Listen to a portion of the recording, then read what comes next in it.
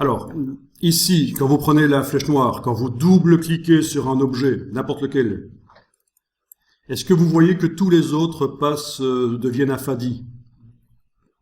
Ça, c'est un système qu'on appelle le mode isolation. Ça veut dire qu'on isole l'objet sur lequel on a double-cliqué, on travaille sur lui uniquement, et les autres sont inaccessibles. Très utile quand vous avez plein d'objets superposés, vous allez arriver à double-cliquer sur un objet et travailler que sur lui, sans que les autres s'activent tout seuls, et c'est pas ce que vous voulez. Dès que vous êtes passé en mode isolation, vous avez un fil d'Ariane, un crumbread, comme ce qu'on appelle ça aussi en web. Enfin, le crumbread, le petit poussé, qui laisse ses petits cailloux. Un fil d'Ariane en français, je pense, hein. C'est comme ça qu'on dit.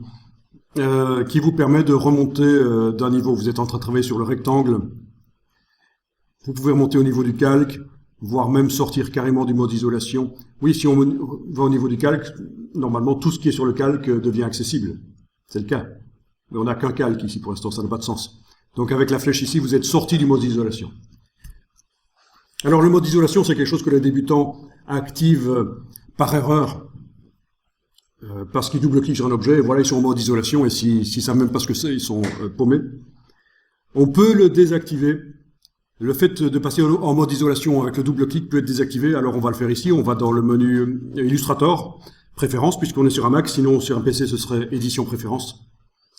Et vous allez dans les préférences générales, et vous avez ici ceci à décocher. Cliquez 2 fois pour isoler. Quand vous décochez ça, ça ne va plus fonctionner. En double-cliquant sur les objets, ça ne passe pas en mode isolation. Mais vous avez toujours la possibilité de sélectionner l'objet, de faire un clic droit et de demander « Isoler ». Le tracé sélectionné dans ce cas-ci, mais on peut aussi isoler un groupe. Isoler le tracé sélectionné, voilà.